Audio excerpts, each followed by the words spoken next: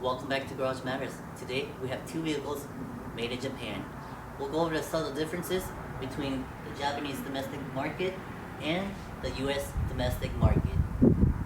This is a Japanese license plate for a Japanese car. If you wanted to drive this vehicle in America and put American plates on it, you would have to drill an additional hole right here in order to utilize this American plate on this Japanese vehicle. So the holes are closer together on these American plates. Even though this 4Runner was made in Japan, it was made for the US market. This is an American plate for this 4Runner. If you wanted to put a Japanese plate on it for some reason, the hole alignment for this Japanese plate is also different. You would have to drill an additional hole right here if for some reason you wanted to use a Japanese plate. So that's the subtle differences between the Japanese domestic market and the US domestic market. But let's take a look at the front fenders. On the JDM cars, they all have these yellow side markers. It's a requirement.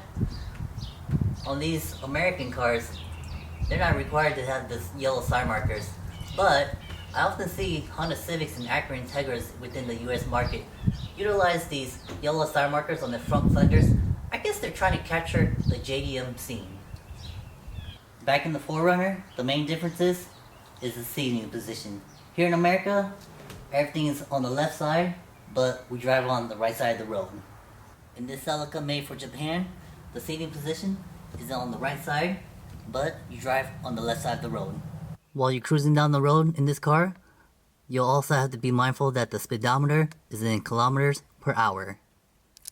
With everything being opposite on this car, the windshield wipers, they're also on the left hand side now. And if you're trying to make a left turn, don't forget, your turn signals are on the right side. Here in America, in this 4Runner, we drive in miles per hour.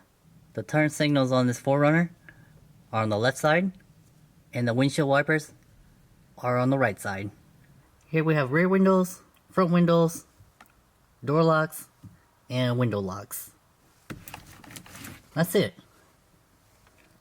What if I'm at a parking lot and I want to fold this side mirror? I guess I'll just have to fold it manually.